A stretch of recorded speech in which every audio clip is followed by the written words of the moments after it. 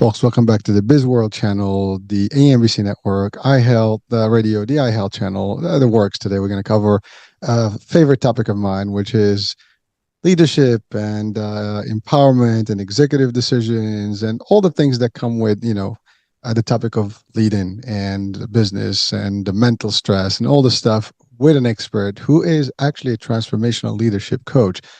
Her job is, and her passion is to empower executives and founders to lead with authenticity, conviction, and confidence. So basically, they can have a better positive impact on their lives and organizations or communities they serve. And I'm going to leave it at that. So with that being said, I'd like to bring up, Andrea Johnson. Welcome to the show. Thanks, Hurricane. That's quite an introduction. Whenever I hear that, I'm like, do I do all that? Yeah, you do more. Probably. Actually, you're right. I do a lot more. Well, listen, I mean, that's quite impressive stuff. And it's leadership as just as a word is sometimes misconstrued. And, I mean, we know what that means, but we really know what that means? And unless someone is actually in a leadership role, they might not know what it takes to be in those shoes. And it's a lot of work, and it's a lot of responsibilities, accountability. And there's more to that. And it comes with a mental toll. It comes with, obviously you're in charge of things and people and revenue, and it's a lot of stuff. But before we get into all that real deep stuff, let's talk about Andrea and her story that got her into this. Now, I know you're international in a way, so let's go there. Okay.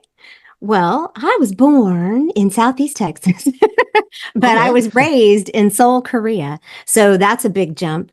My parents were missionaries, and I actually moved I had 17 different homes between being born and 21. So by the time I was 21 years old, I'd lived in 17 different places. Now, some of those were different homes within the same area, but my dad was a preacher. So we moved from Texas to Wyoming for a while, and then we went to Korea. And so I spent all of my formative years in Seoul, Korea. And I, to this day, watch K-dramas for my lunch. And that's my reward for getting the hard things done. And I just... it gave me an understanding of and a way to be able to perceive things and to look at things from different perspectives. I went to school with kids from 65 different countries at an international school, and my mother worked with the International Red Cross, so she would take trips to Geneva. And so for me, being international is normal. And having lived in the United States a lot longer now than I lived there, it feels a little odd. I feel like I need to be out. I need to go travel. Well, thank you, Andrea. That's pretty impressive. Do I assume that you speak a little Korean or good Korean or fluent Korean? 조금만 알아요. And I have, so the thing is, one of the things I've learned going back into listening to these K-dramas is that it is a really interesting language. And I already knew this, but it uses a lot of the same words in very different ways. And my parents took 2 years of language school when they went. It's the second hardest language for English speaking people to learn. And it's got a very simple alphabet. It's these little squares, and you see it's just really simple. But when there's all the nuances that go into it, plus this little peninsula has been overrun by the Chinese, the Japanese, the Mongolians. I mean, just all of it. So especially if you don't know how to read Chinese characters, if you don't speak any Japanese at all, you can't read a newspaper, you can't do any of that. But listening to them speak on these TV shows has reminded me how much I do know, but just knowing that 없어요 means I don't have, you have to put that in the sentence, and you have to know what they're saying they don't have. It could be they don't remember your name. It could be I don't have any ramen or kimchi. So no, I do not speak it fluently. Even my parents, my dad still speaks quite a bit, but none of us speak it fluently. You have to be totally immersed in the culture. Well, listen, I can't judge, right? I mean, you've lived there long enough. I mean, some people, pick up about 17 years is quite a bit, but here's the thing, though. You're right. A lot of languages are very difficult, and you can't just pick up, overnight. And even if you did, it could be difficult, especially as a second language. And that's one of the difficult ones. I mean, I know there's plenty of them out there.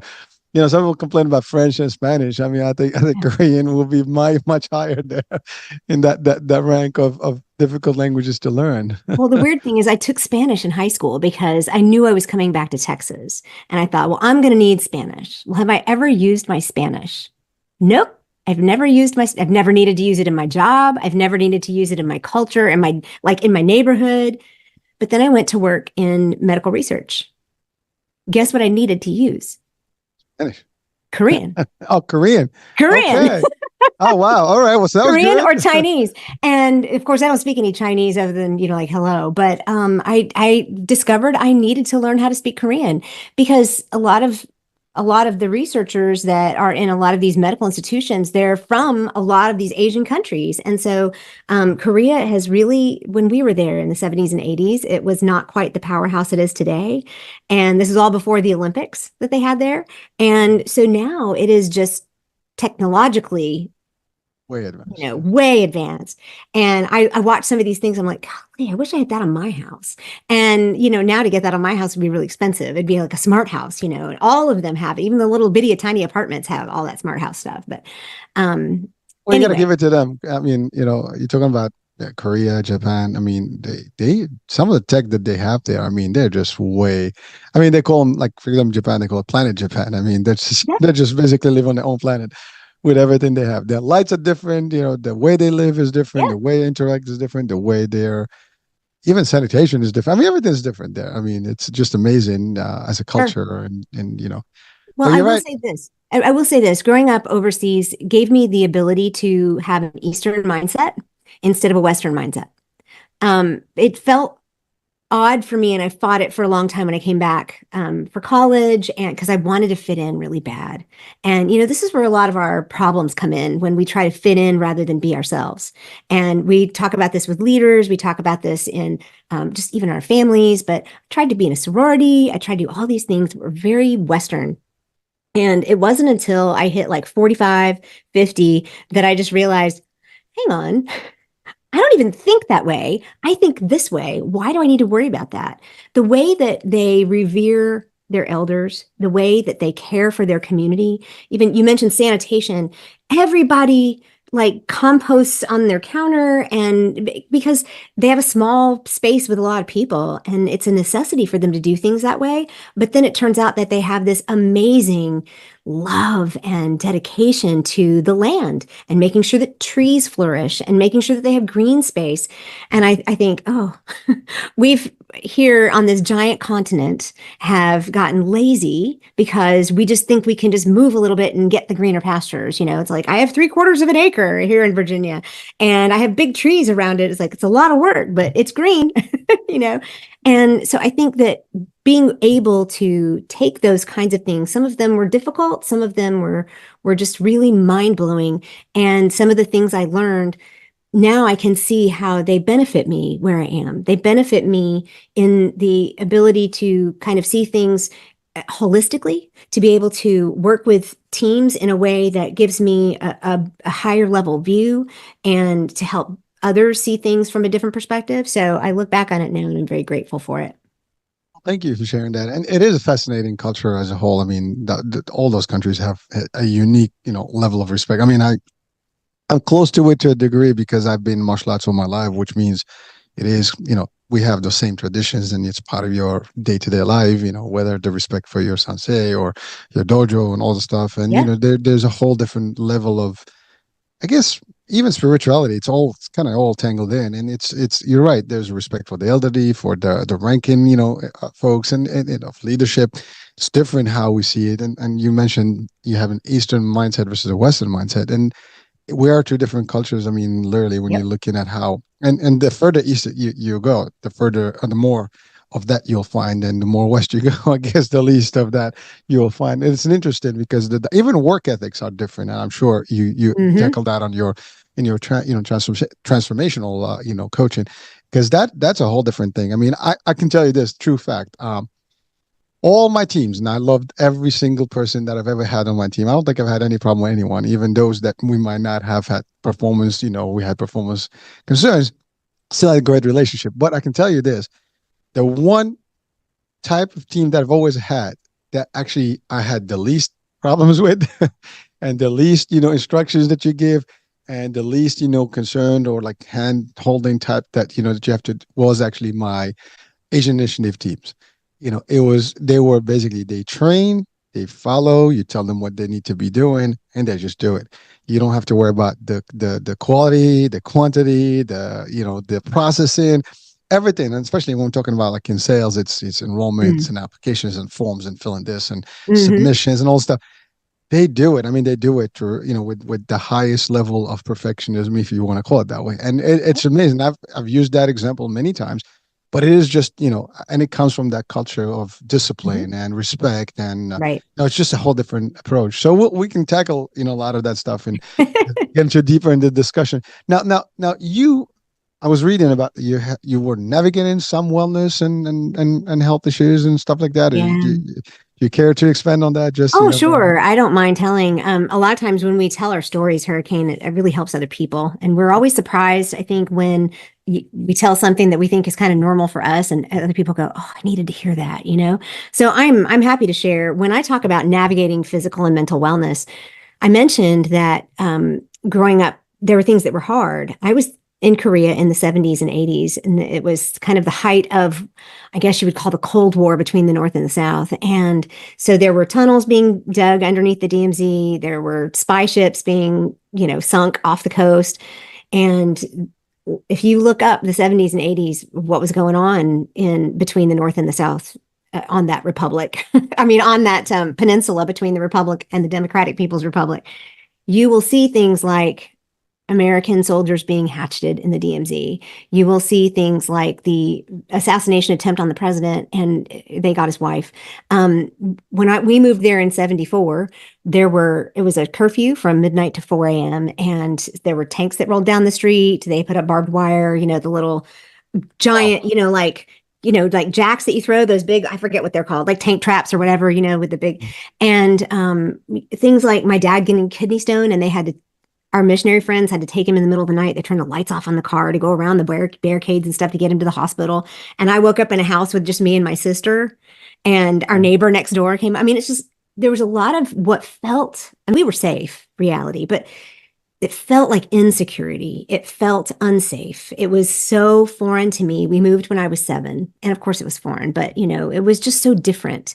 And over there on the mission field, every single other missionary, no matter what denomination they're with, like if they're Presbyterian or Baptist or Catholic or whatever, they're all aunt and uncle because we leave our families behind.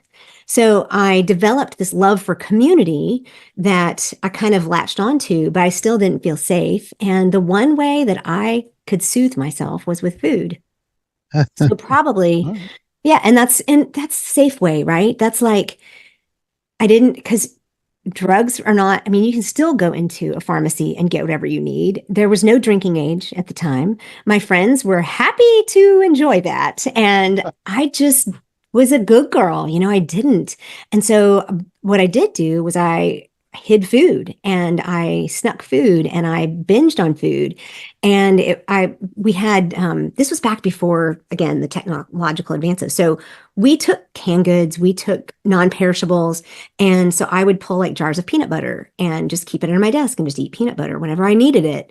And but my family is kind of prone to obesity. And so I showed that at an early age as well. And my mother would send me to school with a half a tuna sandwich and mustard, half a tuna and mustard sandwich, a tab and a boiled egg. I, Doesn't even cut it. And so I did what a lot of kids have done is I stole money from my mom and I bought ramen, because we had these Korean ladies who cooked for us and oh, mm, talk about some good ramen and some really good mandu. And I'm not a kimchi eater, but just some really good Korean food available at lunch. So I would do that. So I would eat what my mom would send with me, and then I would still eat other stuff. So I developed bulimia at an early age, and I put myself in the hospital for bulimia and depression, and I turned 20 in the hospital in a 12-week inpatient program. So, but you know what? That was the first time that someone said to me, this was a hard life for you. I mean, we hadn't been in Korea 3 weeks before we watched an American helicopter get shot down. because they flew inside the circle around what they call theirs is the blue house instead of the White House, they had the blue house. And so, things like that were just very unsettling to a child. And so that's how I coped. And so I've spent the rest of my life learning how to manage all of that. I still, to this day, I'm 57. So to this day, I still know there are times when I need to have some crackers in the house because I need something. It's a tactile thing. But I also ended up having gastric bypass surgery 19 years ago, 2005. I was at 310 pounds. I am 5'1.5", okay, with a size 4.5 ring. And I weighed 310 pounds. And I went up and down and up and down. And finally, my mother was diagnosed with breast cancer. And I said, I work in the oncology center. I know what kind of cancer probabilities that are associated with obesity, especially morbid obesity, which at 310 pounds, I was morbidly obese. And so I said, I'm going to do this. And my husband said, okay. And I was 38 or 30, wait, 19 years ago. So I was 38. Yes. I don't do math. That's one thing I don't do. Yeah. You and of many. all the things that I do, I don't do math. So it's like, that's my one free pass. But I decided that we've been married 12 years at the time and hadn't been able to get pregnant. And so I did all my research because I worked in clinical research and I knew exactly how to research everything. And so I did. And yeah, I mean, I knew exactly which journals to go to, which articles to go to. I knew all of that. And so I had gastric bypass surgery in 2005. And then about 3 years later, I was sitting across the desk from a gentleman in a white coat who said, yeah, you're in pre-early menopause. Your eggs are old and you have about a 13% chance of getting pregnant, of a live birth. That's the way he said it. You have a 13% chance of a live birth, even with in vitro fertilization. And I'm like, that is not even remotely a benign possibility. It's like, that's not a benign process. So by the time we got out to the car, I looked at my husband and I said, adoption's 100%. I said, why can't we do that? I grew up around, and when I look back on my life, I think I was prepared for that situation because I grew up, probably 50% of my friends in my close friend group were adopted.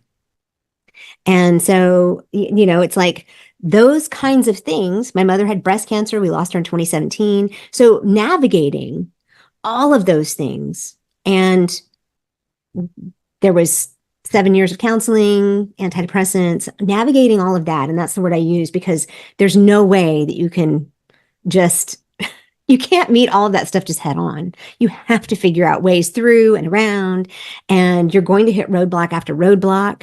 And we did with gastric bypass, we did with adoption, and navigating all of that gave me a whole lot of muscle when it comes to figuring things out.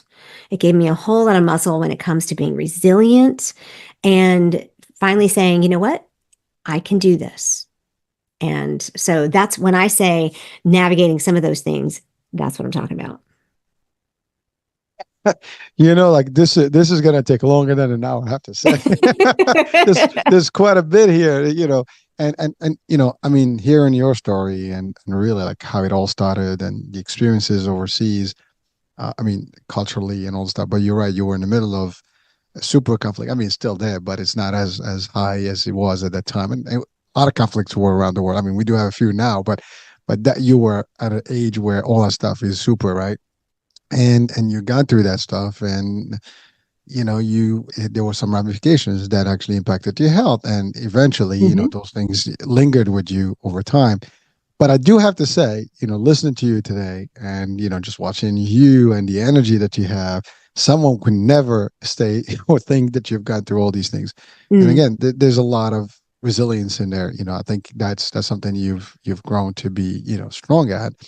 And frankly, you said it, that's real life. I mean, everyone watching or listening, maybe not the same circumstances, but everybody's going to have their own set of hurdles, and, some in the health, some in the family, some in, the environment, all stuff, can happen to each and every one of us, some financial. at the end of the day, it's how you deal with them, and you have to kind of adapt to the circumstances and situations, and kind of navigate, as you said, around and find solutions. And you did. I mean, Hmm. you there were certain things you cannot do, but there was always alternative Hmm. options, and you picked whatever you could to make it work, and you did.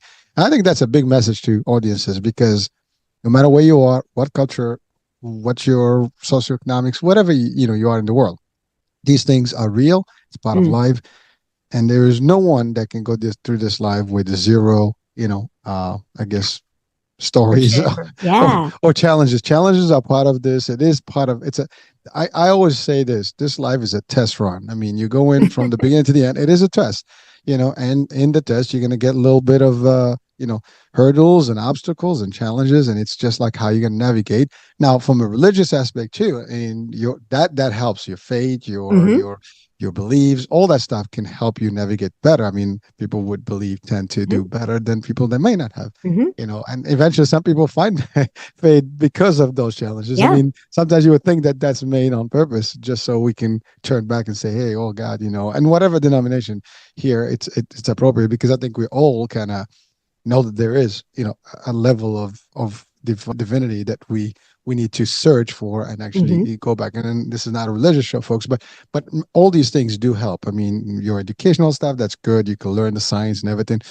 But if you lose faith, if you lose hope, if you lose all these things, you might not be able to navigate. And unfortunately, sometimes that gets a mental toll on people. And Mm. certainly, a lot of people sometimes they go extreme, right? And so, but you've prevailed, and not only that, you've been using some of this stuff now in your work, in your life, and it made you stronger. You know what they say, right? What doesn't kill make you stronger. I mean, you are as strong as you can get, and that's really powerful stuff.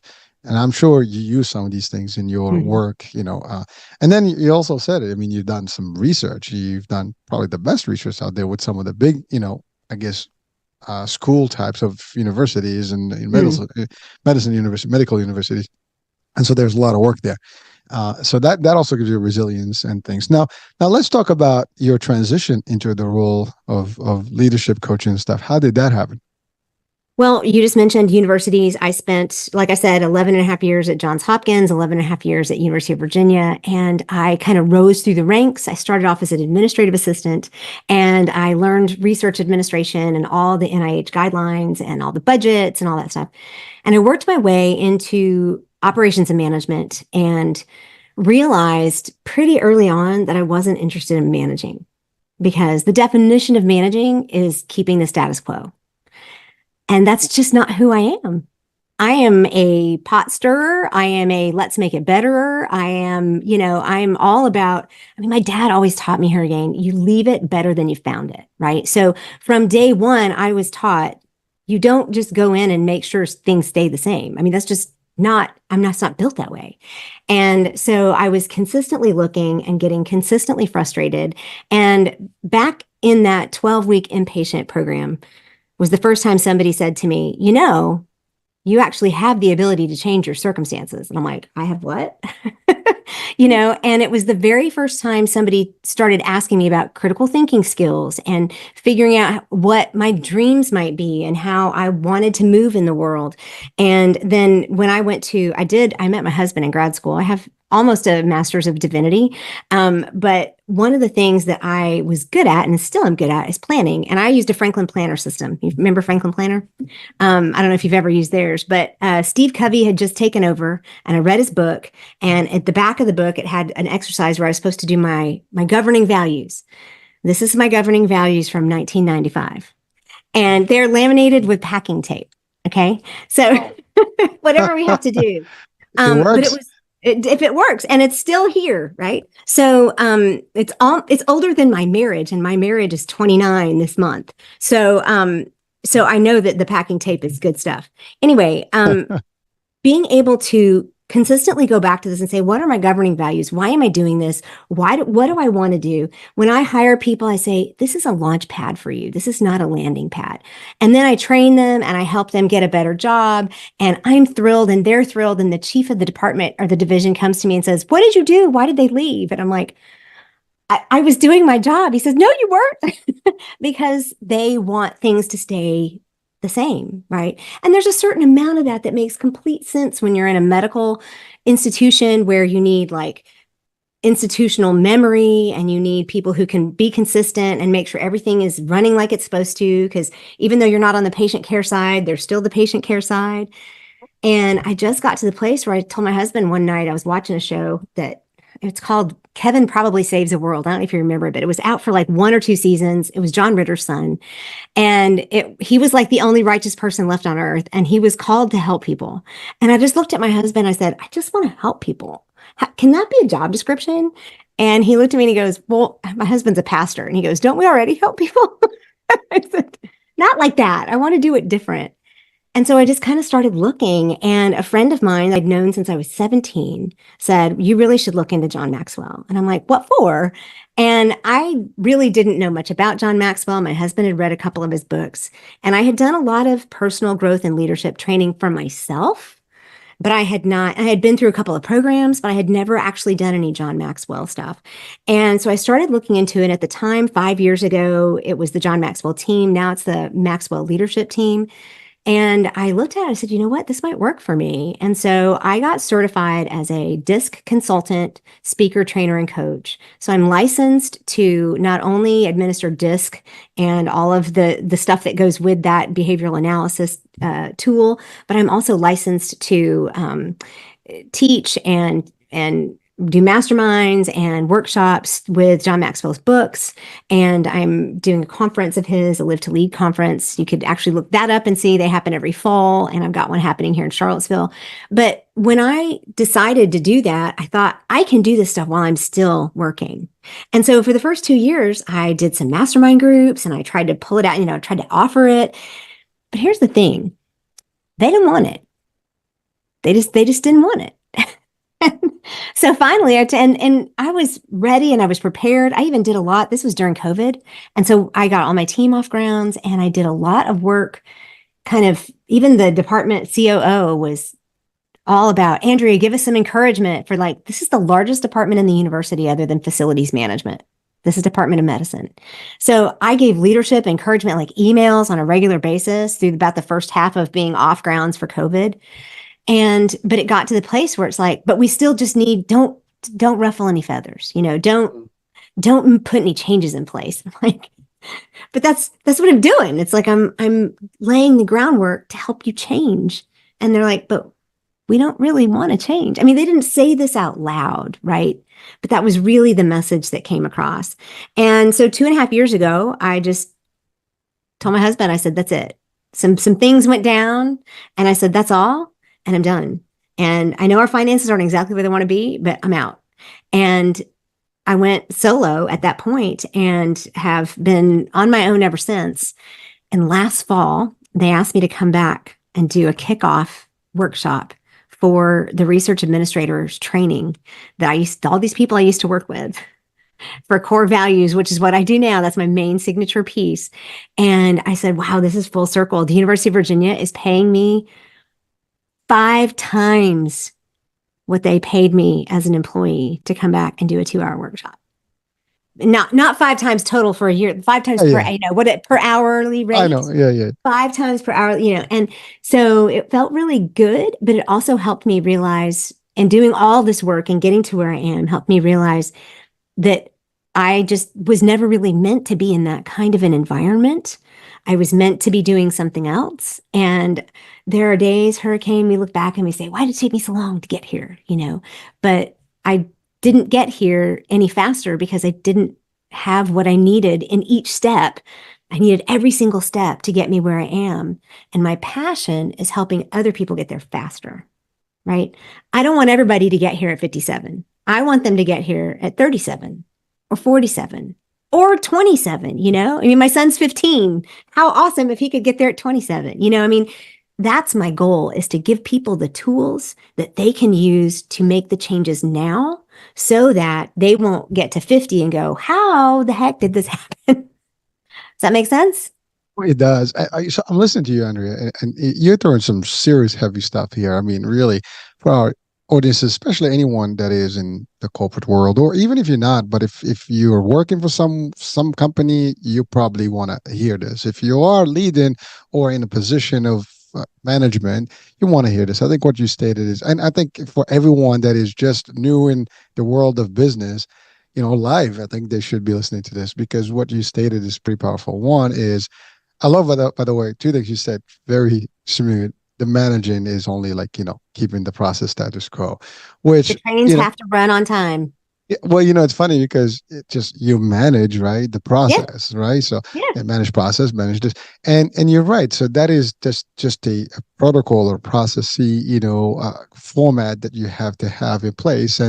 But people get comfortable. I think the comfort zone is really, Hmm. very, very dangerous. And I think a lot of companies in general, they tend to get a decent speed and they just want to keep there because it's working. It's not broken. Let's not fix it. And that's all there is. By the way, I do relate to you. I am just like you. I'm a mover, a shaker, a crazy. When I go, I mean, I get Hurricane H. Believe it or not, it came in from a company. It came from a company. I moved from New York to Pennsylvania, and the people they used to like call me "Here comes Hurricane" because I came as a Hmm. hurricane because I was like literally like all over the place, and so I'm Mm. coming in. It's just crazy, right? And really that's what it is. So it's you go in. I'm not, I don't like this just see. I mean, you come in, you improve. We can never stop improving. We can never stop, looking at what else can we do better. And a true trait of leadership is like what else? As a matter of fact, one of my mentors, that's exactly what we used to like. We sit, Hmm. in these meetings, like what else can we do? And Hmm. then we just keep brainstorming, like what's the next move? What else? Right. And that's how you grow, Right. especially in the business development and sales. I mean, everybody has Mm-hmm. the same base, So Hmm. and I can go back to when I was literally a rep. When I first started in the industry. A true story. I was hired. We were 10 reps in one clinic. Now this was in the early '90s. Now in the managed care, it was just launching literally as a demo project in New York, and so we had this plan that was one of the five plans in New York City that were testing this demonstration project of managed care, which is now big, right? Yeah. So that was just the onset. And so I was one of 10. Now I was the latest comer to that team. And these people were already established in this particular facility where they have cousins working, they have family members, they already have all the relationships that they need. So they had referrals coming in. And here you come in as the new rookie in the block, and you got to figure out how to really, and they already have all the stuff. So I started analyzing like wherever they're not going, when they're showing up, what else they're missing, what areas in that facility that they Mm. haven't touched. And believe it or not, half of the stuff they were not even touching. So I'm like, Hmm. okay, good. And then I started just coming 1 hour before and 1 hour after, and then Mm. working around the perimeter because they had other services outside of the perimeter of the facility. And I was banging numbers every day, and and every day they post the numbers. Like, well, how do you do it? It's like I'm not going to tell you. A year later, I became their manager, so I did tell them how it was. I'm like, well, I was before you. I finished after you. So you were, working 9 to 5. I was working, eight Hmm. to six or whatever at the time. And so I added a couple hours of my own time, but it made me, do better and Mm. really easily. And then I discovered all the places where they did not go, and I got my referrals now through these things. And so that's what you have to be creative, you have to be innovative, and you have to be different. Like Hmm. if you want to make a difference. Now, not everybody wants that. Sometimes it's challenging to leaderships, or at least the pure people in the power. And I'm not gonna, those are two different things because there's a lot of people in power that I Not don't leaders. exactly. So Yeah. and that's a fact. So it is challenging. Like when you see things like why did they don't want to make a difference, or they don't want to change things, or why is it they're doing it this way? I mean, we can be. I mean, most of the companies that have made it bigger and bigger and bigger, they've changed the status quo. Hmm. They've changed the process. They look different. Where you're looking left. I mean, this is how it's been done for the last 100 years. Why do we Hmm. have to do it that way? Hmm. Even 9 to 5, that was 100 years ago for farming or whatever it was, or factory working, right? That changed. Now we can do things. We have technology, we have all the stuff. And you know what? COVID did actually prove that. I mean, businesses Hmm. didn't stop. People still try, right? I mean, the businesses still made it work, and it's not a problem, right? I mean, it worked. So Hmm. there's all these dynamics, but it's always been done. So you talked about also when you hire someone, this is not a landing pad, this is a launch pad. And I love that. Yeah. Because if someone is coming in just to sit, and coast, that is not going to do anything. You want people that want to grow bigger? Like I asked the question, like, where would you like to be in 5 years? Hmm. And the best answer is, I want to be in your seat. I'm like, I love, your Hmm. answer, because you know what? I want you to be in my seat, because if you're in my seat, that means I'm bumped up, which is a good Hmm. thing. We Right. all grow. You grow, I grow, we all grow. As a team, we do that. But if someone says, I just want to come in and do my work and that's it. I mean, sometimes you do need that, but doesn't give me an encouragement of like what this person's Hmm. aspirations are. So ambition, aspirations are big, and you don't see a lot of that sometimes. So these are some of the things that you just plugged in there that are very powerful. And I love what you said, that what you discovered about yourself is the ability to do more. You Mm. couldn't have done it in that environment. But also, it is true, we don't have all the tools whenever, like sometimes you need a certain time to get all the Hmm. tools. And I give this example, even what I do today for the media. I am doing what I'm doing today. I couldn't have done this 10 years ago, because I Hmm. didn't have the knowledge and skills and the tools and a lot of things that actually got, to a certain point. Now, when I started this, I learned some of the additional things that are needed, but then everything else that I had, it was perfect, for this platform and how I do it now. But I realized, like, could I have done it maybe 10 years ago? Probably not, because Mm. I wouldn't have, and I didn't know the technology and how to process certain things and so on and so forth. So I had to learn these new skills to be able to do this. So sometimes timing is everything, and it happens. It's the right time, the right place. It's never the wrong time, the wrong place, and that's how I look Hmm. at it. So again, thank you for sharing those, and you said it. But if someone can do it sooner than later, why not? Hmm. Right. People have to realize who they are, and pick up what they need to do and to make it work. Now, you alluded to this concept of, you work in the administrative world, and it's like you're shaking things. And you know what? Sometimes you're a troublemaker that way. Some people can Hmm. perceive you that, because you're actually causing people to do more work. People don't like that. You create enemies quick in the corporate life work. When you start, like, like, oh, here comes a troublemaker, right? Well, here comes Hurricane. Yeah, Oh, here she comes. She's gonna here want she to goes. digitize everything. Exactly. You know. But it's funny, because it's only a matter of time that all these things that people talked a long time ago, people have no choice to accept. I mean, I'm going to give you a true example. Telehealth. Yeah, It's existed for a long years, time. but people did not adopt it until they had no choice. Hmm. Like, well, hello. I mean, what's the difference? If you went today, you could have done it then. I mean, technology didn't. Skype was for years, right? Hmm. Zoom actually has been a long time before COVID. People discovered, and oh my God, Zoom. It was there before. So I mean, all these things were in existence, but people did not take advantage of them, and a lot of other things, right? You're talking about digitizing. I mean, medical records have been, Oh yeah. digitizing for years now, right? So but there was a lot of reluctance. I mean, of course, there's cost, there's stuff, but frankly, it costs more to have a nice little storage room when you can just put it on a file, Yeah. scan, and so all these things are important. But it's the idea, the concept. Hmm. But then now it takes vision. So now let's Yes. go and talk about the vision and the leadership, because Hmm. managers versus leaders, two Hmm. different things. And Very. everybody manages, process and stuff, but like leading is one thing as opposed to managing. So let's talk about that concept, how you see it, and what are some of the things or the fails of some of the people at the helm. Well, John Maxwell says leadership is influence, plain and simple. And it's just, if you want to make a difference, then you have to actually be willing to influence people. And you don't have to influence them in a schmarmy way. You can do it in a way that is encouraging. You can find their strengths and play to those. I have watched and I deal with this on a regular basis. I'm actually got a contract out to a company right now who said, I have an executive vice president who we promoted but we didn't train them. Right. And so it's like they're sitting in this leadership position and they don't have any training. And this is what I watched, especially in a large university system where, they don't really have, you got people who may or may not be ambitious, but they're good technically at what they do. So we promote them into a leadership position because there's really no place else to go.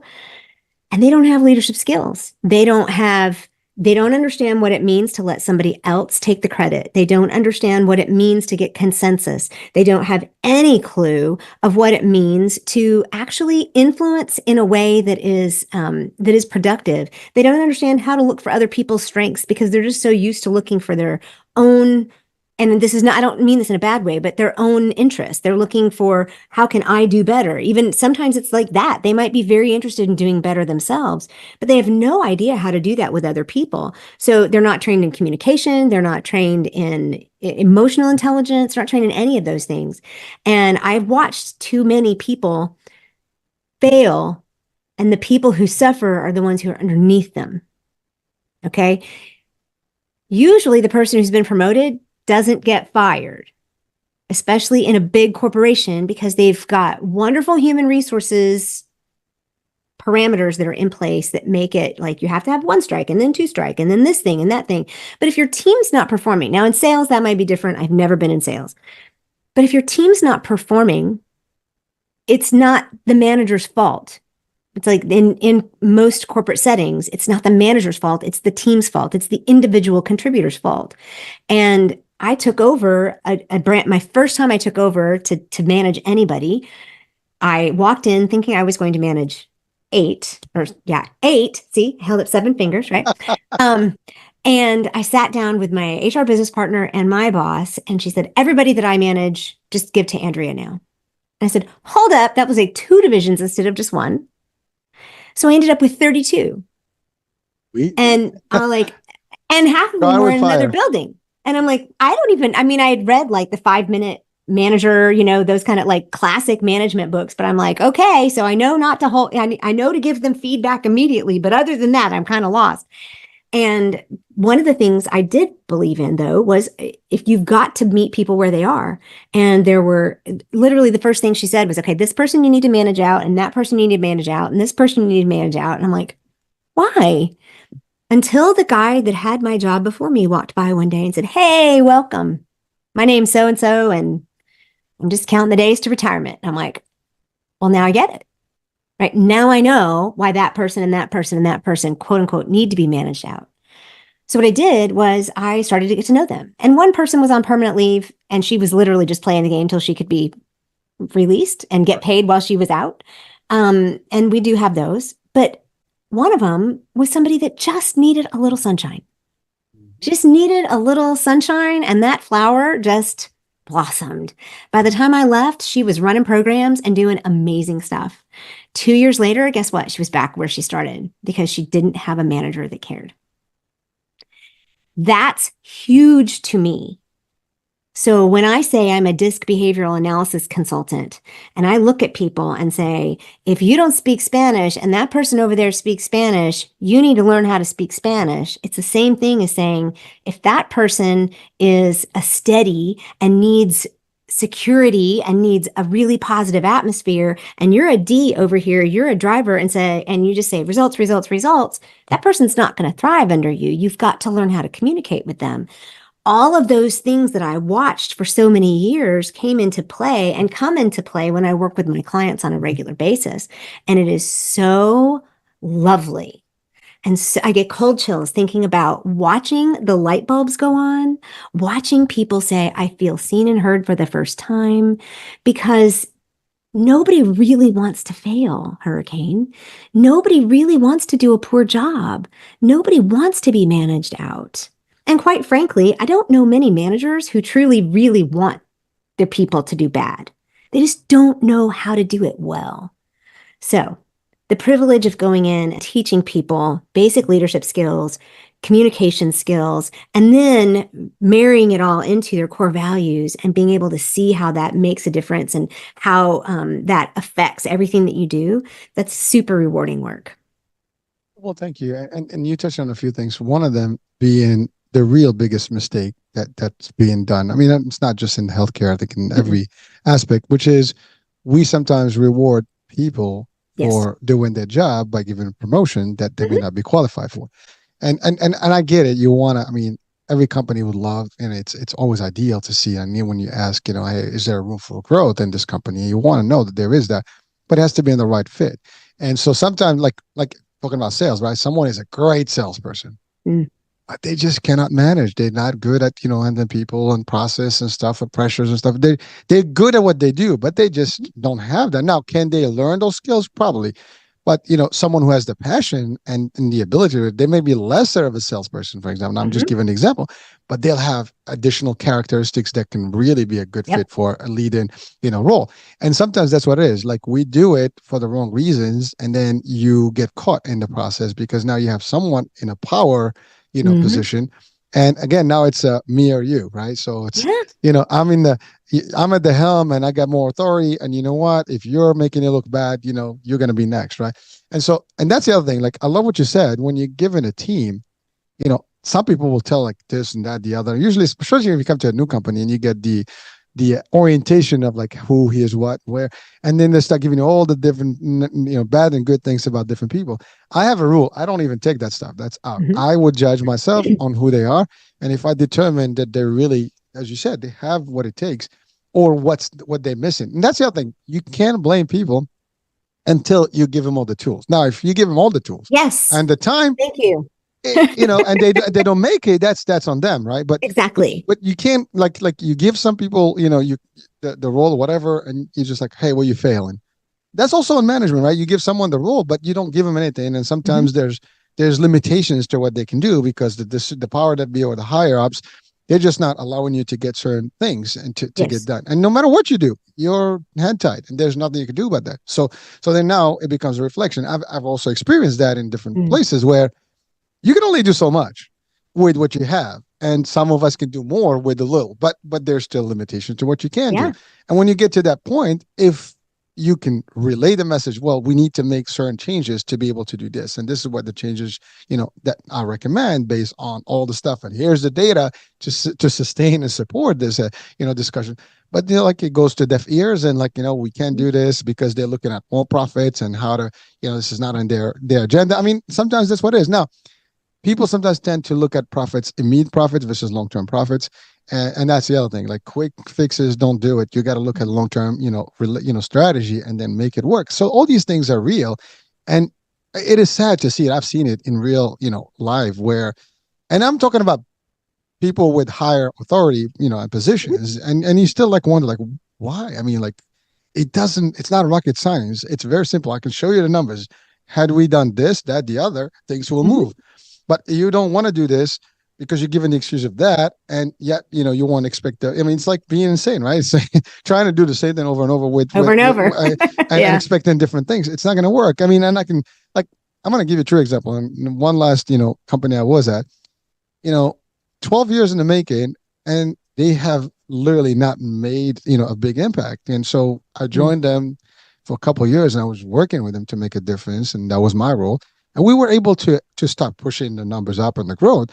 But you get to a point where you're still turning. You bring in people, but then you're losing people. And then when you look at why you're losing people, they ask you, like, well, why? Well, it's the same reasons you've always had. The problem that you've been losing the people over the last 12 years, Yeah. nothing different. You haven't changed. Because we tell you what needs to be done in our world. You need one, like there's 3, 4 components that you have to have. If you don't, doesn't matter. Your members are going to come in, they're not happy, they're going to move. Mm. And that's all. Yeah. And this goes for hospital systems, for business, in fact, whatever it Yeah. is, it's going to happen. But again, now the thing is that some leaders, as you said, they need to be influencers, but some leaders are absentee leaders. They're not there. I mean, really, Uh-huh. you maybe they get one of those what do you call them, whole uh I forgot what they call, but when they do those calls, like once a month, once a year, a quarter, when they Oh, talk sure, to every, sure, sure. you Like know team uh, calls or remote, yeah, whatever. yeah, Yeah. yeah. They just show up, and they do their little, spiel. Which, by the way, it's cool. I get it, but I tell you, like I've been in other places where the president and all the top, the C-suite, they're actually entrenched with everybody. They show Mhm. up, they talk to people. They listen. My first experience, literally true story, when my first day at the job in this 30 years career path, the CEO was literally at an event, walking the event, working in the Mm. community. Mhm. That was my first impression. So I had started that Monday. They had an event Tuesday, and I was called to go to that event. And we are in the middle of Brooklyn, and this is the president of the plan, actually giving to the community and talking to Mm. people, and doing the whole thing on with her own hands. I mean, that was like very powerful stuff. To see someone, and this was a great person. I mean, with a lot of Mm. great leadership, background. But yet you see that now we see that that particular person. I mean, it only motivates you to do more and to want to do more. And that's the thing. Like as a leader of any level, by the way, it doesn't have to be a Hmm. CEO. Your leader as department, a manager. Hmm. If you're absent and you're not part of the whole thing, and it's all about you, not about the team, that's the other thing. There's no I in team, right? So it's a Hmm. matter of we need to be together. And by the way, no manager succeeds on their own without the team. Without the team, they will never exist. They will never do anything because they can't do the job on themselves. You need Yeah. everybody in there. So, but sometimes you get this power trip. Mhm. Very common. Now, I'm Oh, I sure did it. you.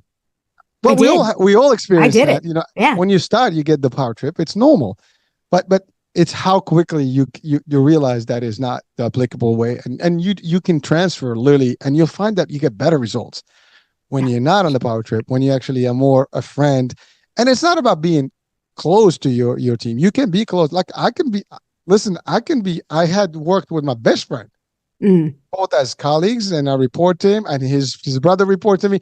And you know what? Like it's usually like a conflict. Like you can't be like, but guess what? If it came to the job, and a decision to, let's say, terminate for performance, I had no problem doing it. And he would have had no problem because it's not about that. Outside of the job, we're buddies, but at work, Mm. we still got to do what we have to do. It's like in the military. You're overranking me. I'm gonna have to follow, right? The Yeah. orders. So that's all there is. So there's a lot of this stuff that has to play. Now in your expertise, you meet with a lot of people and you make a difference. Hmm. I mean, I love what you said. You were called back to train the same people that you work with and get paid more to show them certain things that you could have done there for a lot Hmm. less. But how is that? It's amazing, right? Uh, and by the way, another thing that just happened recently. I mean, I was talking to this particular consultant, and they said, "Well, this plan, they're looking for someone to help them." It turned out that it's the same plan that actually was there before, and I told them it's not going to work, but obviously it's not working because they're still looking for someone to make a difference.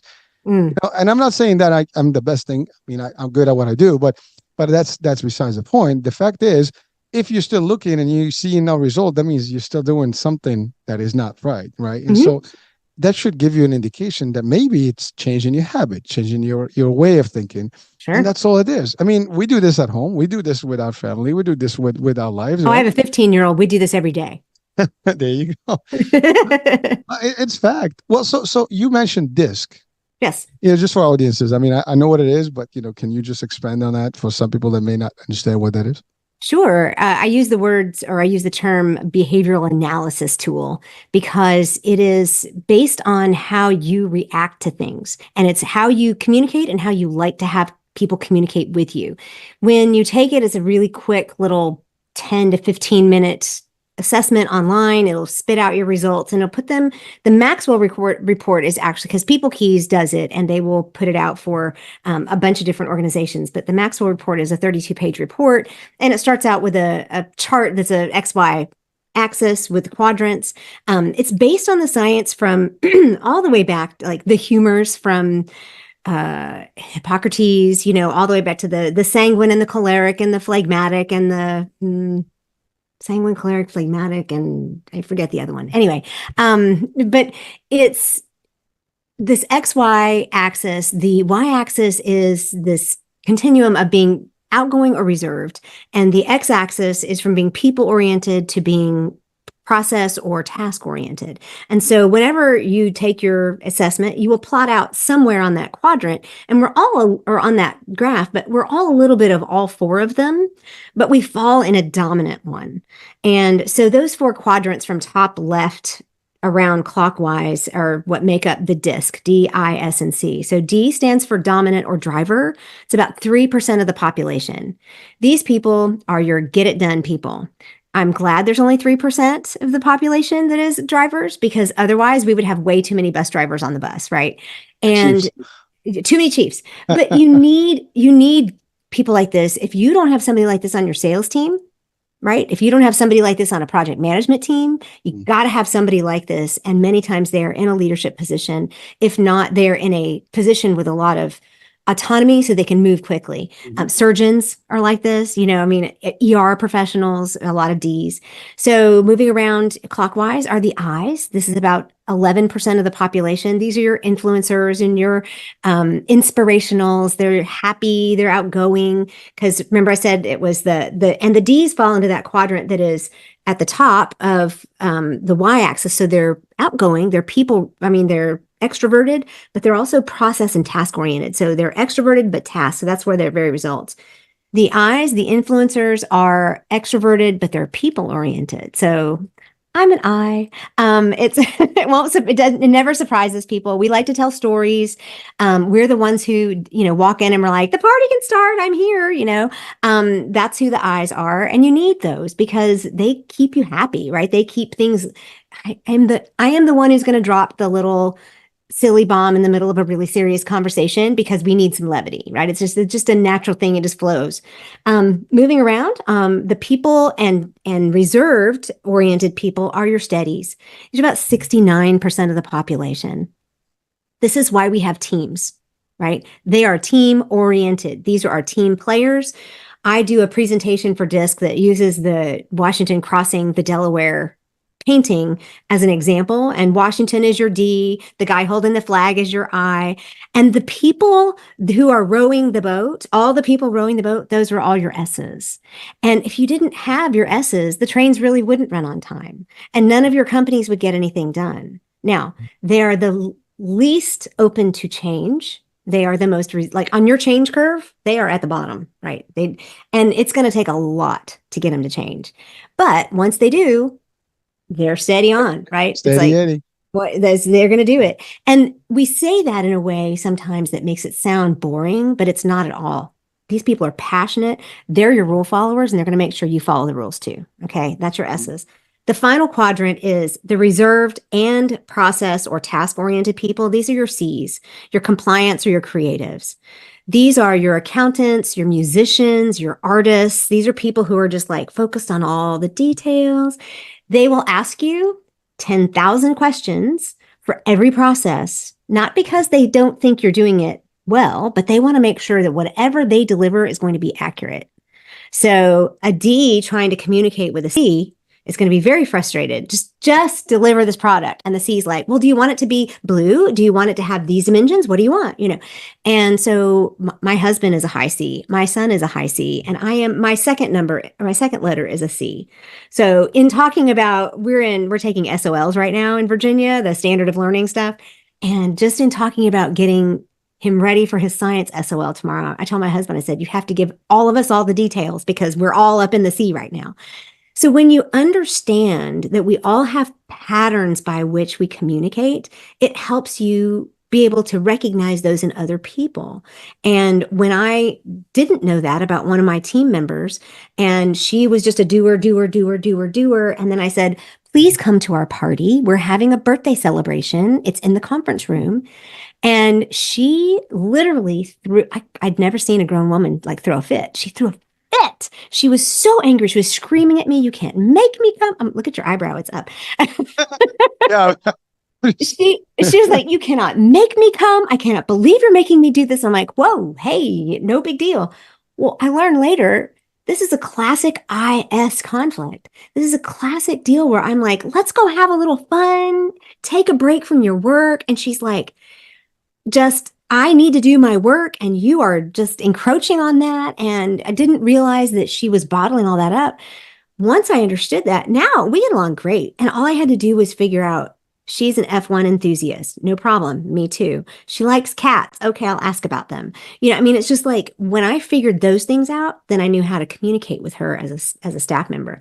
But when I do this in teams and organizations, it literally causes relationships to be reconciled. It causes processes to be smoothed. We can even put up little signs outside of someone's office that says, I am a this, whatever. Please give me all the details when you ask me to do a project, or please just give me the bottom line. I had a boss who's a D, and he would ask me to research something and give him a recommendation. So the first line was, this is what I think we should do. If you want the details, they're below. And I could have said, the sky is purple, and he would never have known I put that in there because it was like, great, move along, but I had documented it if he wanted it. And if we ever needed to, CYA, right? But I just gave him the too long do not read and he was fine. So when we understand these things about each other, Hurricane, it makes a difference because then we can actually look across the table and see somebody who needs all the details or just needs the bottom line or just needs a good story and let them be who they are while we're communicating what we need to communicate. Oh, thank you, Andrea. It's funny. I'm listening to you, and it's almost like giving me a flashback on all these years and all the different things. And so I did actually get an assessment myself on who I was in the disc, and I was a DI. So my first was D, and I was the second. And I think the color code was red, yellow, and I think Yep. there's green and blue. So those were mine. And it's amazing because when you do the exercise with a big team, then everybody really who they are, and they really it doesn't fail. As a No, matter of fact, every time. when you do it correctly and I think 99% is accurate when you do with the assessments and everything. You wouldn't know, like you could have possibly told like who was going to be in what bucket. Sometimes some of them are, in maybe a weird one, like, I thought maybe you would have been here. But you're right. And you're right. A D for me, like you give me the highlights, Mhm, and then the details are later. Like if I need more, I can always reach out and get more. mhm. But you're right. So that's but it's amazing how it is. And I personally think that if you're listening or watching anyone in the corporate ladder or HR, or learning development, this should be a mandated process for every single department, Yeah, at least once in the lifetime of someone, especially if someone is going to leadership, because knowing your audience, knowing yeah, who you're going to be working with is only going to help you do more and achieve better and get better results and less conflict. Because again, conflict is huge in corporate. yeah. And it happens because people are clashing because they don't understand who they're talking or they have the expectations are different. So when you set the expectations, And they things don't are understand different. themselves, right? That The is true. first person we lead is ourselves. Yep. Yep. And if we don't know how to lead ourselves, then we may be demanding things and not explaining expectations without realizing why, right? Because maybe I don't have a vision. Maybe as a DI, you are a visionary. And knowing you're a DI tells me why you did so well in sales, right? And tells me that, and I was going to ask you if you were a D, so it really doesn't surprise me that much because of all of the information you gave me early on about, well, when they were doing the 9 to 5, I was doing the 8 to 6, and I was around the perimeter and figuring all these other things out that they didn't do. I'm like, oh yeah, okay. But that's the kind of person you needed to be in that situation. And as long as you know that about yourself, and as long as I know I'm an ICD, I have like nothing in the S. So I tell people I'm a definition of a non-team player. And so when I look back and I see, oh, well, because my brain functions the way it does, I'm a natural critical thinker. I always question the status quo. No wonder I struggled in large university settings, amazing university settings. I don't ever want to put any kind of shade on either one of those universities. They're amazing in what they do. I didn't need to be there. And when you know who you are, then you can show up as you. And you don't live your life by somebody else's leadership principles or somebody else's guidelines. And you can be more authentic and be more magnetic at the same time. That's when people will come to you and follow you. Well, thank you. And it is. I mean, listen, it's almost a necessary to actually do this correctly because, as you said, even and I love the percentages like the 3, the 11, the 60%, Mhm. because in reality, that's actually how it is. I mean, you have certain leaders. I mean, we don't have a lot of leaders in the world. You got a few in all aspects of life. And a lot of people would rather follow than lead because again, there's accountability, responsibility, there's all kind of stuff, decision making. People are afraid. They don't like to make decisions. You can pick 10 people in any Mhm. situation and tell them, hey, let's make a decision. Everybody's going to stay quiet and wait for that first person to make a move. It's always the case. Even it's on a dance floor. You gotta Mhm. like people are Oh, yeah. watching until the first guy or gal goes in and everybody becomes very like cool about going in. Yeah. I mean it's so talking about that back in the days when I was in younger age, I was that first guy on the dance Me floor and the too. last one on the dance floor. Yeah, I didn't care, But but those are things like you do you, but that's just my characteristic. But the fact is, you love. I mean, you got to say it. I mean, you got to love your C's and D's because the D's keeps you in check. Because without those people that kind of like challenge. Because here's the thing, especially at a D, we just go. Mhm. Sometimes we don't look at the little fine prints and stuff. Those Yeah. guys will tell you, wait a minute, did you check on this? Oh, thank you. Because Yeah. it could The be C's are going to do so it for you. yeah, well, the C's are going to be doing the functions and they're going to keep. And so if something stops, like what's up? Oh, well, we need this. and you get the feedback. Now, again, you have to be open to the feedback. That's another problem. Sometimes leadership is not really open to, frank and straight, feedback. And even when you give the data, sometimes it's like they don't believe it. Like, the data doesn't lie. What I'm showing you is real. This is what my recommendations will be. Let's do.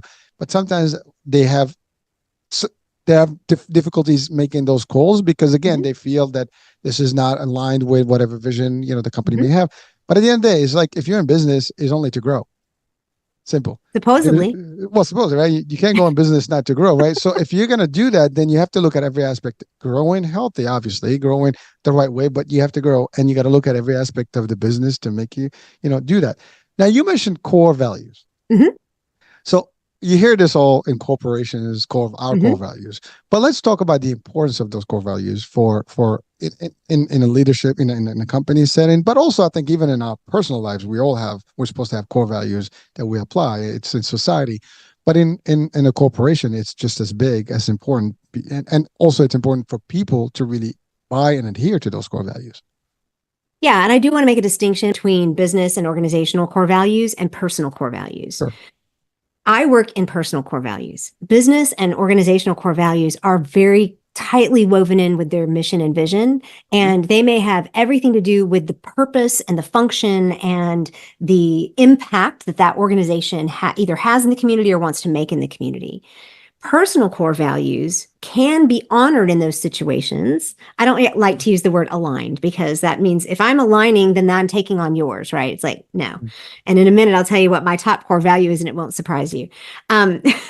But yeah, so basically personal core values are principles and priorities.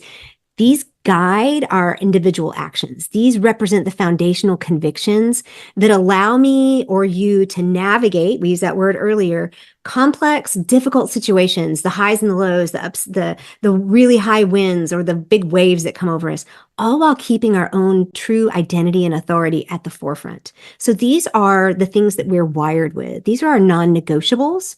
And that sounds very ethereal. It doesn't sound very concrete. But what if I said to you, every decision that you've ever made, every time you've been offended, every time you've cried from joy, every single relationship, every single job, and every single sale you've ever made has somehow in some way either touched on or been affected by a core value? I would say yes. Yeah. I would agree. It's that important. And here's the other piece. We don't always know what our core values are because we have been conditioned to believe that everything is outside of us. We've been taught that, sorry, gone on a tangent, but when I do workshops in core values. And I start off by telling people, we're going to work on our core values. You're going to work on, defining what yours are. I call it uncovering because it's usually by the time we're adults, they're buried. When we're kids, we know exactly what they are. But by the time we're adults, they're buried, especially the older we get, the further down they are. But I tell them, if you're going to start with faith, family, and country, I'm going to push back. Okay. Because standardized. most of those are outside of you. Depending on how you define faith, it could be inside of you, but most of them are outside of you. And by faith, most people mean some kind of religious belief. Because here's the deal. Beliefs are changeable. Beliefs are always changeable. And we don't think about that, but they are. Ask anybody who's changed a political party or a religion. They're all changeable. Core values are not changeable. They are the things about you that will never change. They are invisible, but we can't see them, but you always know when one has been offended. If you have a core value of respect, we're going to know if it's been offended or if it's been dishonored, right? My top core value, I thought like this one right here, it says freedom. So for the longest time, as a 27-year-old, it was like, I don't have a job, right? That was freedom to me. Spoken like a true 27-year-old, 30 years later, I have realized that it is much deeper than that. For me, it's autonomy of thought. So do not tell me how to think, right? My husband has learned over the years, instead of saying, hey, wouldn't you agree that this, to say, what do you think about this? And then we still have this amazing conversation while he honors the fact that I want to be able to think for myself. And growing up, and one of the reasons why I think I developed bulimia and depression one of the things that was consistently dishonored in my life was this ability to think for myself. I was told that I was supposed to be this way. I was supposed, like, I come from the South, evangelical Christian South, right? And so women have a specific role to play. There's certain things that we're supposed to do and not do. And then, of course, I'm raised in one of the largest Protestant denomination in the world. So therefore, we have all of our theology buttoned up. Well, I am a free thinker. I want to know what if. I want to know how can we make it better, right? I want to know all of that stuff. And so I was in constant conflict with myself. Now, because I have all those coping mechanisms that I shared, I still deal with some of that with my bulimia. But now I look back on it and I say, oh, well, no wonder. No wonder. My second core value is authenticity. I need to be myself. I was told from a very early age, you're talking too much. Not everybody wants to hear your opinion. And, now, hey, we get paid to share our opinion, don't we? People come to me for advice because I have the ability to do that. I have wisdom from years, but that's my personality.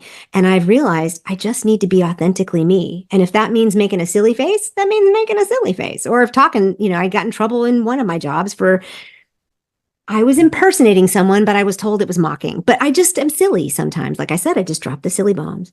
And then my third one is belonging. And I realized that community that I grew up in Korea gave me this sense of belonging that I couldn't find here in the States. And so I've had to learn and figure out ways to understand how I belong in my family, how I belong in my friend circle, how I belong in my church, how I belong in my community, in my chamber. I mean, little things like that really make a difference. Because here's the thing, the other piece about core values is that they're reciprocal. They never are just for you, right? If I say my top core value is respect, but I only want you to respect me and I don't have to respect you, that's just narcissism, right? If I truly hold respect that highly, it's both. I will fight for your respect as that somebody respects you as much as I will fight for my own. So We'll when stand for that. yeah. And because that's a non-negotiable. So unless something's truly a non-negotiable for you, it's not really core value. And the goal is to figure out those people that asked me to come back and teach my old colleagues. They said, can you tell them how to align their core values with our core values? I said, good luck with that. That's the wrong question. What you want to know is, how can I find a space where my core values can be honored and I can do my job with authenticity and in an ethical way without dishonoring my core values? That's why I quit. I realized I couldn't do the work they needed me to do and honor my core values. And so I had to do something else. So when I work with people and they uncover some of these things about themselves, they look back and they say, oh, I can look back and say, well, that's why my mother said I was a strong-willed child, because I wanted to think for myself. And so when I help people do that, it is amazing how it changes everything about what they do. They no longer have to defend their positions. Their boundaries become very clear and very peaceful, right? It's like, these are my internal boundaries. You can do whatever you want, but I'm not going to argue with you about whether or not I'm going to think like you. It's just, I don't have any need to do that anymore. Whereas I used to argue with people because I didn't understand that that was something that was being dishonored. Now I know. And so when you have that piece of the pie, and then you have the disc where you know how you communicate things, the last bit for me is helping people understand how to live that out in a way that is gracious and with with beauty and ease. And that's what my title or my business name is, the Intentional Optimist. So I have a personal lifestyle that I call intentional optimism. It's 6 tenets of living out attitudes and mindsets that kind of take all of that stuff that we learn about ourselves and then learn how to live that in a way that honors us and honors others. And so being able to understand our core values, it makes it all make sense. Well, thank you. Andrea, I'm listening to you, and a lot of people probably could relate to the core values as what we refer to as our principles. Yes, And sir.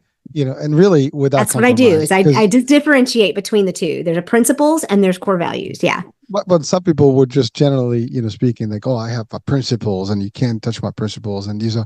But I think in deep, if they go deeper, that's really what it is. Your core Yep. values kind of build up to those, and then you're right. If you're being asked to compromise your own beliefs and your own views and your own values, then you basically eventually not going to feel it, and you're going to be like, no, this is not it. And we see that sometimes at work when you're being asked to do things that you know that are wrong. That's not how you want to do things. Even a true story about staffing, for example, back in the days, talking about like how you like we had that power trip. I realized so early on that that is not me. I mean, I'm not the type of person that can be condescending and talk down to people or like be like overwhelming. That's not it. But I realized I had so much pressure myself, and that was the style I was being given through my Yep. hierarchies, and then basically that kind of rolled down. And then one day I actually challenged it, and it's the true fact. One time I got everybody and the team. I'm like, well, you know what? You guys kind of blame me. Let's talk about where it's coming from. And we went to our, you know, at the time our leader and like, hey, listen, people, the team is not happy because we always, condescending to them, and guess what? They let me, nice, cold, and turkey, and they said no, we're cool. So I became the bad guy. and they went on a witch hunt for me, and I won that battle too. But that's another story. But really, but this is really it. So sometimes if it's not you, it's not you, and you Yeah. would know, folks. It's just a matter. Just don't challenge it or like compromise and buy into it. That's why sometimes you leave. If it's not Hmm. righteous, you move on next life, and you will prevail when you're actually in your element. Because Yes. really, if you're not in your element, you're just suffocating, and then that will cause you to make mistakes and be Right. bad and not behave in the right way. As you said, you want to be respectful to yourself and to other people and expect the Mhm. same. You want to have authenticity. It's you, and it's funny because I don't know if it's the fact of life, but as you mature, Yes. things that I refer to as wisdom, you become very clear about who you are, what you want, and you're very vocal about stating it. I have to say, I have no shame in the game telling people what's up now. And maybe I'm diplomatic to a degree. You have to be nice and, but you can tell people when, it's not. And we can disagree. I mean, agree to disagree. And the story. I don't have to, like you said, I mean, it's just a Yeah. matter like I you don't got have to to know. defend myself anymore. Exactly. Like, well, see, like, but we find ourselves like, and that's the other thing. Like, a lot of younger folks today in the business world specifically, they will compromise. They'll stop because they're afraid to lose a job because they don't want to Yeah. speak up. Now, I do have to say, I am impressed to a degree that the Generation Z. I mean, I'm not. I think more than the millennials. They can tell you off right away. They don't care. They speak their mind more clearly. I think than Hmm. we've been trained. At least I grew up in the '70s and '80s. That was Yep. like and so that was kind of like Me too. a way of thinking different. But I think today's generation, they'll tell you like if no, they'll challenge you. Now it gets a little upsetting sometimes because it's kind of clashy. But when you think about it in the deep, they just speak in their mind and they're being who they are. But they figured it out earlier than we did, I guess. But it is That amazing goes back how to what I said from the beginning. It's like yeah, some people will figure out their core values as things fall away, right? It's like when you go through hard things, Hurricane, like losing my mom to cancer, when you go through those things, all the superfluous junk falls off, right? It's like you learn these things fall off. Now, some people are going to hang on to that and just never learn, but a lot of people will kind of emerge, sort of like a phoenix or something, and we do get more clear on those things. But what if we could hand this off to that Gen Z generation and make a difference now? And kind of like my mother always said, let's stop the cycle. Let's actually do it different from the beginning. So I'm training my son in this stuff. I want him to understand and have that. Like I said, he's 15, and I want him to have that kind of that knowledge and some of that wisdom from the beginning. I want him to understand these things about himself. So we've got his disc report sitting up there. It's Maxwell's got a college and career one that's amazing. It's 42 pages for the kids because it tells them some core value stuff. It actually tells them the way they learn, and it tells them based on their personality style. I think it's 2 pages worth of three single spaced columns of ideas for jobs, like different types of careers based on your personality and your skills. So we're training him now because I would rather see him succeed early. well, listen, spoken as a mother, Yeah. There's nothing more that we want is for our children to be more successful, if not better, in their career paths and everything. I mean, that's just any parents, wish for their kids. I hope that's the case for everyone. Yeah. And I think that's the We're making some majority. assumptions, but they're okay to make. But yeah, I mean, listen, there's always an exception to the rule, but I think that will be hopefully the least, percentage. But the fact is, you're right. These are important pieces of life, and they apply in real life as well as because corporate life or work life is always going to be part of it. You're not going to live this world, without having some sort of a job somewhere.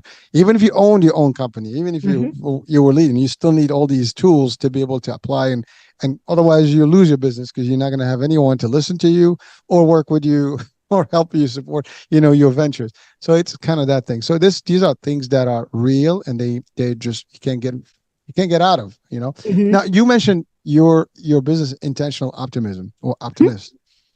So how did you come up with that one? I mean, is that just like because that's really you, and you figured out that's the way to do it, or You weren't kidding. This is going to be a long conversation. oh, I And told for you. a DI, you're sitting here listening to my stories quite well. I No, learned. good for you. It's a good example. No, I mentioned that I lost my mother at 50, and I watched her, brilliant woman who took 14 different universities to finally graduate because she kept putting my dad through school, and she kept doing like going to school a little bit here, a little bit there. They married at 19, they were high school sweethearts. And so she would just always do that. But she finally graduated cum laude for the University of Maryland in Korea for the armed forces, and because our missionaries could take online, courses there. And she was a project manager for 16 townhomes, and she was a volunteer for the Red Cross. She was a GS-13, unpaid, so she was basically colonel level. She would take dignitaries to the DMZ. I told you she traveled to Geneva. She won the Clara Barton Award. Amazingly strong and powerful woman. They came back to the United States. She got a job as an administrative assistant. And I watched her, and I'm like, what are you doing? And, some of it's culture, some of it's just the way we're raised, some of it's, she just, I don't know that she had I don't know what it was, but she still had that missionary drive, and she still wanted to work in mission. So she ended up working for our International Mission Board. But she was very frustrated for a long time.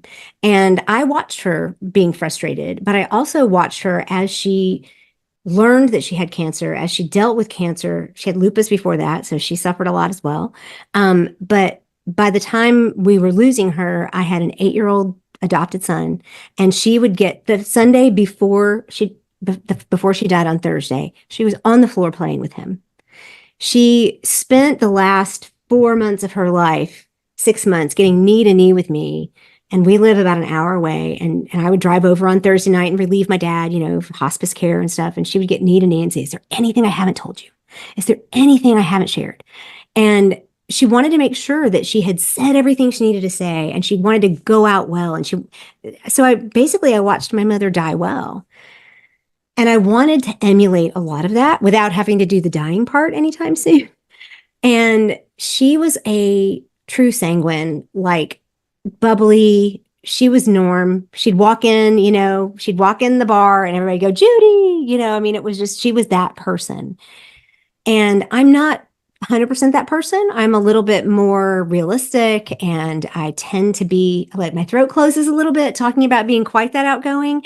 But part of me really wanted to be that way. And I realized that there were things that I knew I could do differently so that I wouldn't, we're all going to have to, like, I don't know, at the end, give a reckoning, right? And would that we all had time to say, is there anything I can fix before I leave, right? But what if we don't?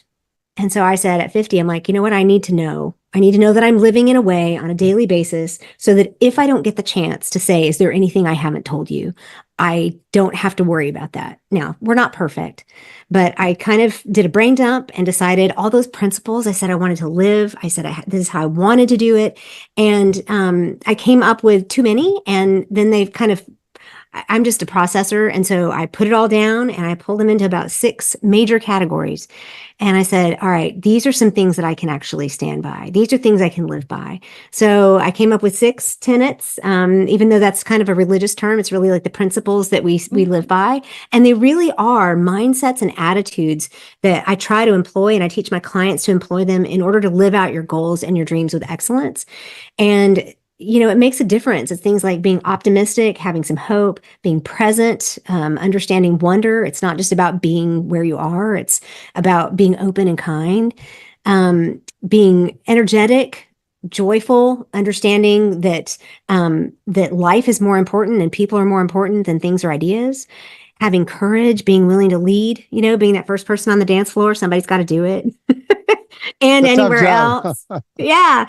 That resiliency that I talked about earlier that we develop, being wise, that's the one that's probably the hardest one for me to really own, because I always see wisdom as something for like curly haired, purple haired old ladies, right? And, people would show up in my office and shut the door, physicians to talk with me because I had life experience, or they found my advice helpful, or they just needed a sounding board. And so I realized that being able to respect people in that way and seek to understand, as Steve Covey says, before being understood, that's all part of wisdom. And then the last one is being intentional about it. People said, here comes the hurricane. Well, people knew when I was coming down the hall too, because they could hear my heels coming. And I don't ever wander. It's like if I don't have a destination, then I'm just floating. I grew up sailing on a little sunfish sailboat. And if you let go of the rudder on a boat, the water takes over and it just goes in a circle. Well, I can't be that person. And so for me, intentional is the most natural, but these are the things I teach people. And I even had one client who, I have it on like a piece of paper, and she had it in a 3-ring binder. And when we met, she had gone to a team meeting. We met and she said, I came back to my desk and I flipped it open. And I'm like, that's right. I want to do this. I wasn't doing this piece of intentional optimism. I'm like, okay, well, I guess it works. I guess it's transferable to other people. And that's when I started using it with my clients. Oh, thank you. And I think it's powerful tools. I mean, it is really the real concept that I think everyone should apply that. Like we all owe it to ourselves to take some time to Mhm. put our cores together and at least Yeah. put them up. And because I think that's a good example. As you were talking about, I'm thinking like, what are my core values? You know Mhm. them, you apply them, but really to write them down may be a little more difficult than people think. And frankly, to your point, intentional stuff, you have to be truly into this, and it's gonna make a difference in your life and everybody else around. And I think your concept now is on the road to help others to really find their core values and change for better, and ultimately change their lives. I mean, Mhm. when you work with leaders, for example, I mean, you are transforming them Mhm. to really become better. And if they are better, they're definitely going to impact everybody else around them in a better Yeah. way. And therefore, the outcomes are all positive. So, really, it's like you're addressing the core stuff, like, at the source. And if you get everything treated at the source, everything else becomes purified and easier to absorb, and life becomes peachy. And that's what we want. So, I mean, really, that's what it is, right? Yeah. And it's a beautiful. Listen, I enjoyed this discussion, and I've learned quite a bit as well, but also I admire the work that you do because you are transforming life. And, we all can use transformation at any given moment. Sometimes we get dull, we get a little rusty, and we need Yeah. sometimes these are the talks, believe it or not, they just kind of like reignite your inside. Like, all these things like that are hidden, like they come out. Oh, okay. Now it's like almost like you trigger them again. And it makes a Mhm. big difference in stuff. And I think everybody watching and listening, you can apply every single thing you've Oh, heard yeah. today in a personal life. And if you got through the whole show, you probably can apply a lot of this stuff in real business, and Mhm. identifying your own personality and your style also can make a difference on how to operate with people. Even if you didn't go to training, I think you defined it well enough that everybody can understand what that looks like for themselves. They can just ask the question. They can define, are they really a D or a C or an I, or, so it makes a big difference, right? So thank you for that. Now, your work. is not confined to Virginia or North Carolina, right? So it's you're pretty much worldwide open. I mean, how does that work? And how can Absolutely. people? If you have a camera and are willing to meet on Zoom or through my Kajabi or whatever, we can meet. And I do workshops. I teach inside of membership programs, and I do stuff plenty locally, but I do a lot of my work is right here on Zoom. So I'm happy to work with people, and you can work with me in many different ways. Now the workshops are just individuals, or like groups, or I mean, or you do like different coaching. How does that work? And just so we can give people some idea of the dynamics. Sure. Well, I have a digital course that you can do for core values. I have a hybrid coaching program that I'm kind of testing out still to see if I want to stick with it just being one-on-one or if I want it to be group coaching. And that's where you take the digital course and I meet with you after each one and work with you specifically on that because 100% of the people that I work with think they know their core values going in, and 100% find out that they didn't know them. Now, they might know one, but they didn't. But when it comes to DISC, this is something that you can take on your own. You don't have to get my help with that. It is a 30-page report, but it is something that you can do. It's right there on my website. Or you can meet with me and I can give you a 90-minute debrief where we walk through it. It's got part of the report is a personal growth plan that you can actually work out your own plan if you're one of those DIs. Maybe you're a go-getter yourself, right? And you want to do it yourself. But there's also coaching that goes along with that. I do executive leadership coaching. I have 6-month programs. I do workshops in person, and I also happy to fly, right? I grew up overseas. Flying is like candy for me. It's like I get on the plane and it's like, oh, that recycled air. So That's a good one. yeah, so flying is no problem. But I do love walking in and actually helping people figure it out. But if you don't want to do that, I have some free resources that are very easy to get a hold of. If you go to my website, theintentionaloptimist.com, right above my head is a button that says free core values exercise. That's a great place to get you started. It's a 1-page PDF that will walk you through the process. If you look under tools and disk services, that's where you can get all of my other things. But you could contact me and we can work something out. I've got a conference coming up if you wanted to come into town for that, or I can come to you and do it. There's plenty of ways to work with me. And I love watching teams come together and transform. And I love helping leaders become everything they need to be. Because a lot of times we have responsibility with no authority. And once we figure out who we are, then we can actually act in our own authority, whether or not we get it from on high or not, right? We can actually make a difference. So if you feel like you're somebody who's consistently compromising, or you feel unsupported or stifled, maybe you feel unbalanced work and life, that fallacy that there's a work-life balance. If you're bored, right? If you're bored, or if you just feel really alone, these could be some real big signals that you might have some learning to do, some looking inside to do. And I'm happy to help you do it. I've been told, and it was one of the greatest compliments I've ever had, that I am a safe place to do that. And when a former employee comes running in your office and said in the middle of a panic attack and said, you were the only person I knew to go to. So I said, all right, well, that's a privilege. And I like to do that for my clients. So I would love to work with you guys. Well, thank you for sharing that. And I'm assuming industries doesn't matter because Oh, this no. is really, it doesn't matter what your industry is. It's really just because these values are similar across the board. I mean, Oh, what you use, yeah. absolutely. I mean, I love working with female founders and CEOs just because women's leadership is kind of my big thing because I had to discover that on my own. But I spent a day in a law firm in Louisville in January, and I do work with the chamber, which means I work with all kinds of different industries. And all of this is transferable because this is you. This is not, I don't teach business tactics. I don't teach strategy. I can do a strategy session for you figuring out your personal growth. But what I work on is you and your team figuring out how you can best work together, figure out your strengths, and how to mitigate weaknesses, make sure people are in the right seats. If there's any strategy I do, it's that. So there's no industry specific to this at all. And again, that's personal growth, right? I mean, Yep. if you can grow yourself, in a leadership role, whenever it doesn't matter what level, but really it can make especially in a CEO, level, Oh, or some absolutely. son who's in charge of or head of department. I mean, those are even like you said earlier, manager. I mean, by the way, that's the thing. people have these titles, top and bottom stuff, but managers, it's just a different capacity. I always refer to it like, think about the military, right? Mm, Everybody is a soldier, a general and a private. They're yes. still soldiers. They still have the same abilities and training. It's just the ranking that makes a difference.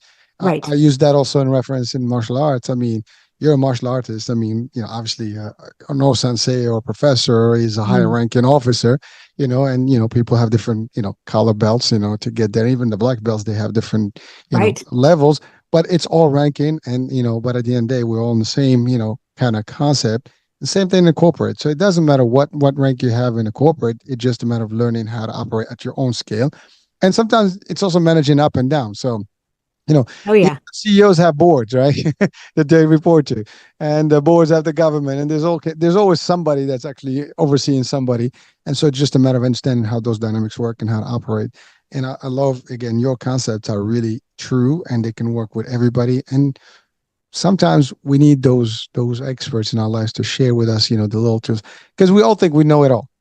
Yep. Unfortunately, as a humans, I'm full, and we're never gonna get full enough. And there's always something we can learn from any.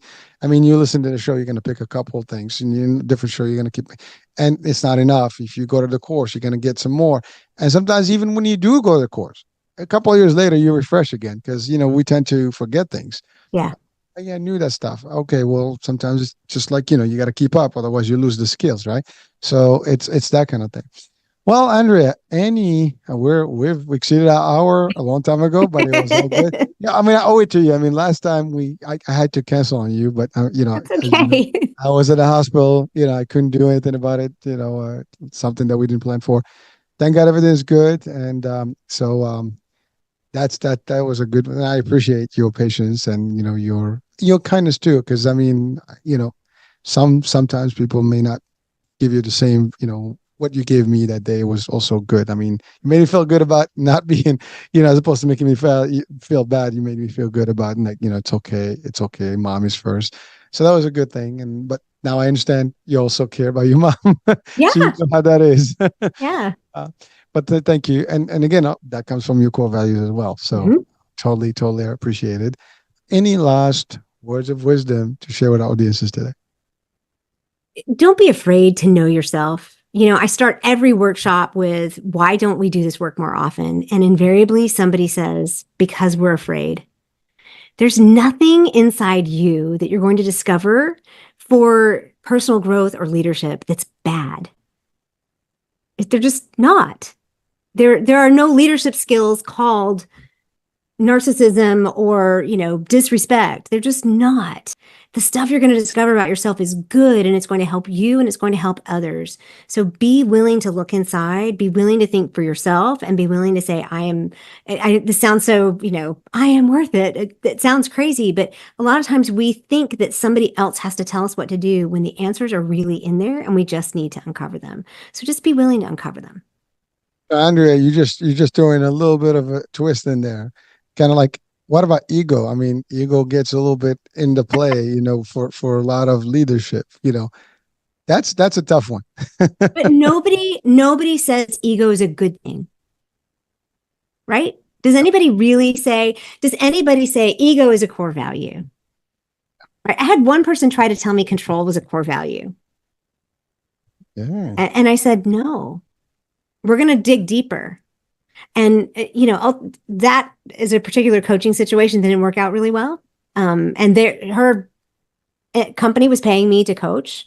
And, we got to the end. I'm like, this is not going to happen. They're not interested in growing. And because to say that control was a core value was completely missing the point of what it was she wanted to control. And so, going deeper, it would have been easy to figure out the control wasn't a core value. It's You know, funny, Andrea. I'm sorry. yeah, There is no control. That's the thing. right. Number one, It's a perception that we have. There is no true control. No one has control of anything. yeah, At it's a any given moment, things can change on any one of us, a yeah, split second, and And so I'm like, no, what you value is order. What you value is predictability. What you value is like I just started rattling off all these things because I could see, because she was clinical director. I could see all these things. And I'm like, control is not your core value. I know, but it's above all of those things. No, that's what it's a fear of lack of control. Therefore, what you're looking for is all of these other things. So when we start looking, nobody's going to look inside and say, ah, greed is good. I have a big ego, right? They're just not going to do that. That's not real. People just don't do that. So I'm going to stand by my statement. You're not going to Oh, no, find anything. If there's something in there that needs to change, we'll figure it out. You'll notice it. well, thank you. And again, I mean, it is a perception, that again, we talked about power trip and it's Yeah. about me, but any good leader would never be about No. themselves. A good No. leader is that captain that actually goes with the ship. Yep.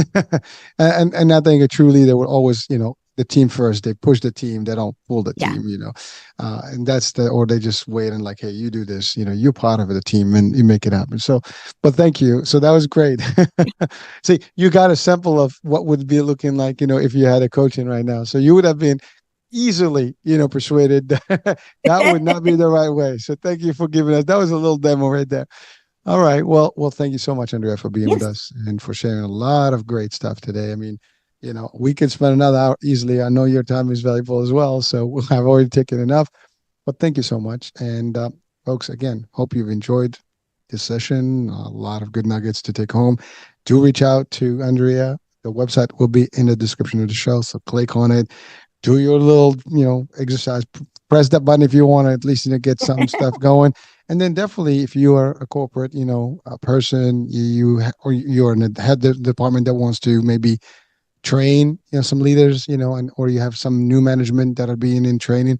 This could be, a couple of sessions that can make a difference in, Mm. because if you invest time, and I always believe this, if you invest time in training and see, a lot of times we do basic training, you know, product training, like process training and stuff, but we forget the real core training of the core values of the personality, the leadership skills and things like that. Right. Because if you can, convert and make people, really see what they can do and see their value and how they can be better and also help them improve themselves, you're going to get far more results, no matter what you do. So again, just something to bear in mind. You can take it from both of us. We've done this, a bunch. I mean, Andrea does this for a living today, and I've Yeah. done some of that as well in my career path. And it's always important to be that person, that mentor. And again, if you're not, resources. Andrea is a Yeah. resource that can literally help make a difference. All right, that being said, I'm Hurricane H. We'll be talking soon. New day, new show, new topic. Bye for now.